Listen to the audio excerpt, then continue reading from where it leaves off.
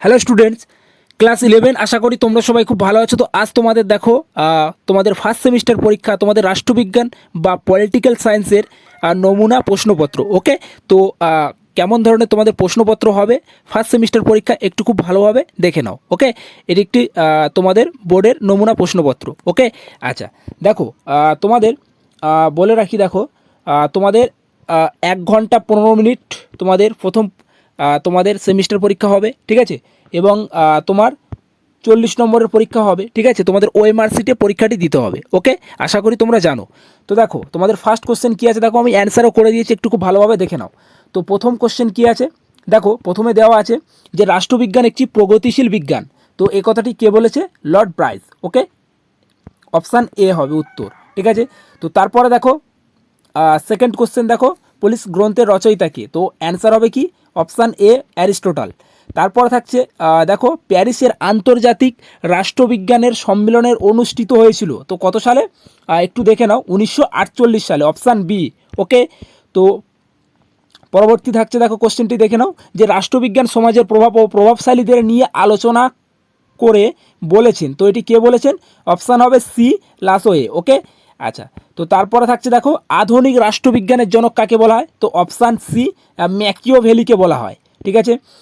তো পরবর্তী প্রশ্ন থাকছে, একটু খুব ভালোভাবে দেখে নাও, রাষ্ট্র হলো মানব সমাজের বিরতিহীন ক্রম বিকাশের ফল, বলা হয়েছে কে? বার্জেস। ওকে, অপশান বি। তো নেক্সট থাকছে, দেখো দেখো ইসরায়েলের ইহুদিদের রাষ্ট্র হিসেবে ঘোষিত হয়। তো অপশান বি হবে। ওকে, 1948 সালে। তো পরবর্তী প্রশ্ন থাকছে, একটু দেখে নাও খুব ভালোভাবে, রাষ্ট্র ক্ষুদ্র রাষ্ট্র পাপের প্রতীক উক্তিটি করেন কে? তো অপশান হবে তোমার অপশান ডি, তোমার লেনিন। ওকে, আচ্ছা। পরবর্তী প্রশ্ন থাকছে, বর্তমানে সমুদ্রের বেলাভূমি থেকে গভীরে সমুদ্রের কত মাইল পর্যন্ত এলাকায় উপকূলবর্তী রাষ্ট্রের ভূখণ্ড? তো অপশান ভি হবে 12 মাইল। ওকে, আচ্ছা। তো তারপরে থাকছে, দেখো 10 দাগের কোশ্চেনটি দেখে নাও, যে বিদেশিরা ড্যাশ অধিকার ভোগ করে না। তো অপশান বি কী হবে? রাজনৈতিক। পরবর্তী প্রশ্ন থাকছে, ভারতীয় নাগরিকতার সম্পর্কে আলোচনা করা হয়েছে সংবিধানের কততম ধারায়? তো অপশান এ তোমার 5 থেকে 11 নম্বর ধারায়। তো পরবর্তী প্রশ্ন থাকছে, একটু দেখে নাও, নাগরিকত্বের দেওয়ার ক্ষমতা আছে, তো কার আছে? Option D, parliament. ওকে, আচ্ছা। পরবর্তী প্রশ্ন থাকছে, ভারতের নাগরিকতার লাভের জন্য বর্তমানে আবেদনকারীদের আবেদন করার পূর্বে অত্যন্ত কতদিন ভারতের স্থানীয় বসবাসের শর্ত পূরণ করতে হয়? তো দেখো অপশান তোমার বি হবে 7 বছর। তো তারপরে থাকছে, দেখো তোমার ভারতীয় পার্লামেন্টের নাগরিকতার আইন প্রণয়ন করে। তো অপশান ডি হবে সঠিক অ্যান্সার। ওকে, 1955 সালে। তারপরে থাকছে, দেখো 15 দাগের, সংবিধানের কোন ধারায় নাগরিকতার অর্জন, বিলাপ ও নাগরিকতার সংক্রান্ত যাবতীয় বিষয়ে পার্লামেন্টকে আইন প্রণয়নের ক্ষমতা দেওয়া হয়েছে? তো অপশান হবে, দেখো সঠিক অ্যান্সার ডি, 11 নম্বর ধারায়। ওকে, আচ্ছা। তো তারপরে দেখো 16তম প্রশ্নটি একটু দেখে নাও, আর সিকিমের ভারতভুক্তির পর সেখানকার অধিবাসীরা যে নাগরিকতার লাভ করে তাকে বলা হয়। তো অপশান হবে কি? সঠিক অ্যান্সার হবে অপশান বি, পূর্ণ ব্যক্তিগত নাগরিকতা। ওকে, তো তারপরে থাকছে, দেখো পরবর্তী প্রশ্ন থাকছে, দেখো অলিখিত সংবিধান রয়েছে। তো অপশান তোমার বি হবে ব্রিটেনে। পরবর্তী প্রশ্ন, রাষ্ট্রের চরম ও সর্বোচ্চ কর্তৃপক্ষের শৃঙ্খলাবদ্ধ রূপ হলো সংবিধানের, একথা বলেছেন। তো কে বলেছেন? Option B, Austin. পরবর্তী প্রশ্ন থাকছে, দেখো অমনীয় সংবিধানের সুবিধা হলো। তো অপশান এ হবে সঠিক অ্যান্সার, স্থায়িত্ব। ওকে, তারপরে দেখো 20 দাগের কোশ্চেনটা একটু দেখে নাও, কোন সংবিধানের ব্রিটিশ সংবিধানের মতো অতটা তোমার সুপরিবর্তিত হওয়ার ভালো নয়, আবার মার্কিন যুক্তরাষ্ট্রের সংবিধানের মতো অতটা তোমার দুষ্বিরবর্তনীয় হওয়া উচিত নয়, একথা বলেছেন কে? তো অপশান হবে কি? Lord Bryce. Okay, option A সঠিক অ্যান্সার হবে। তারপরে দেখে নাও, পরবর্তী প্রশ্ন থাকছে, দেখো পরিবর্তনীয় সংবিধান রয়েছে। অপশান সি হবে তোমার আমেরিকা যুক্তরাষ্ট্র। তারপরে দেখো পরবর্তী প্রশ্ন থাকছে, কোন সংস্থা শাসনতান্ত্রিক আইন লিখিতভাবে দলিত তোমার বিধিবদ্ধ না করা হলে তাকে সংবিধানে বলা যায় না, একথা বলেছে কে? অপশান এ কেসি হুইয়ার্স। ওকে, পরবর্তী প্রশ্ন থাকছে দেখো, গণপরিষদকে আইনজীবীদের স্বর্গরাজ্য বলেছে, তো অপশান সি হবে, ঠিক আছে, আইনভার জেনিংস। ওকে, পরবর্তী প্রশ্ন থাকছে দেখো, ভারতীয় সংবিধানে কার্যকর হয়েছিল, তো ভারতীয় সংবিধান কত সালে কার্যকর হয়েছিল তোমরা জানো?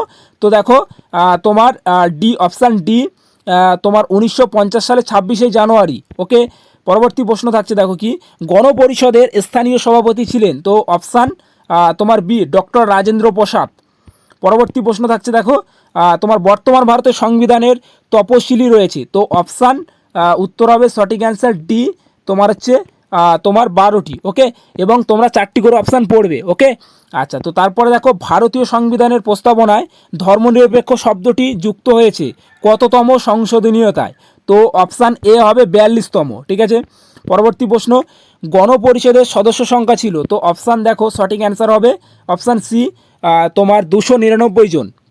পরবর্তী প্রশ্ন, ভারতীয় সংবিধানের রূপকার হলেন কে? তো এটা খুবই ইজি কোশ্চেন, তোমরা জানো, তো অপশান সি হবে ডক্টর বি আর আম্বেদকর। ওকে, পরবর্তী প্রশ্ন থাকছে 30-এর দাগের কোশ্চেনটা একটু দেখে নাও, ভারতীয় সংবিধানের প্রস্তাবনা সংশোধিত হয়েছে এখনও পর্যন্ত কতবার? একবার। ওকে, পরবর্তী প্রশ্ন থাকছে দেখো, ভারতের সংবিধান, তো অপশান কি কি দেওয়া আছে দেখো, অপশান এ, অপশান বি সুপরিবর্তিত, তো অপশান সি হবে সঠিক অ্যান্সার আংশিক সুপরিবর্তিত ও আংশিক দুষ্পরিবর্তিত। ওকে, তো পরবর্তী প্রশ্নটি একটু দেখে নাও, তোমার ভারতীয় সংবিধানের মৌলিক অধিকারই লিপিবদ্ধ আছে, তো কততম অধ্যায় দেখো, তোমার অপশান সি 3য়তম অধ্যায়ে। পরবর্তী প্রশ্নটি একটু দেখে নাও, পরবর্তী প্রশ্নটি দেখো কি বলছে দেখো, India is a quasi federal state, তো ঠিক আছে, তো হু সেড দিস, তো এ কথাটি কে বলেছে?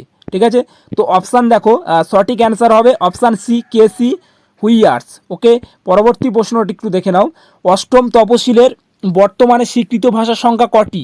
তো সঠিক অ্যান্সার হবে অপশান সি, তোমার 22টি। পরবর্তী প্রশ্ন দেখো, ভারতীয় সংবিধানের যুগ্ম তালিকায় ধারণা নেওয়া হয়েছে, তো সঠিক অ্যান্সার হবে অপশান সি, অস্ট্রেলিয়া সংবিধান থেকে। পরবর্তী প্রশ্ন, ভারতীয় সংবিধানের মৌলিক কর্তব্য সংযোজিত হয়েছে কত সালে? অপশান এ 1976 সালে। পরবর্তী প্রশ্ন, ভারতীয় সংবিধানের মৌলিক অধিকারের ধারণা নেওয়া হয়েছে, তো অপশান এ, আমেরিকা যুক্তরাষ্ট্র থেকে। তারপর দেখো পরবর্তী প্রশ্ন, ভারতীয় সংবিধানের সংশোধন পদ্ধতি গৃহীত হয়েছে, তো সঠিক অ্যান্সার হবে অপশান সি, দক্ষিণ আফ্রিকার সংবিধান থেকে। পরবর্তী প্রশ্ন থাকছে, নির্দেশমূলক নীতিকে নোবেল প্রিজের বলে অভিহিত করেছেন, তো সঠিক অ্যান্সার হবে কি? সঠিক অ্যান্সার হবে, একটু দেখে নাও খুব ভালোভাবে, অপশান বি, ডক্টর বি আর আম্বেদকর। এবং শেষ কোশ্চেন থাকছে, একটু দেখে নাও, গণপরিষদের বিভিন্ন বিষয়ের মূলক কমিটি গঠিত হয়েছে, তো অপশান সঠিক অ্যান্সার হবে অপশান সি, 8টি। ওকে, তো এই ছিল তোমাদের রাষ্ট্রবিজ্ঞান বা পলিটিক্যাল সায়েন্স বিষয়ের তোমার বোর্ডের নমুনা প্রশ্নপত্র। ওকে, এবং নেক্সট ভিডিও তোমাদের অন্যান্য বিষয়েরও দেওয়া হবে। ওকে, তো ভিডিওটি সম্পূর্ণ দেখার জন্য অসংখ্য ধন্যবাদ।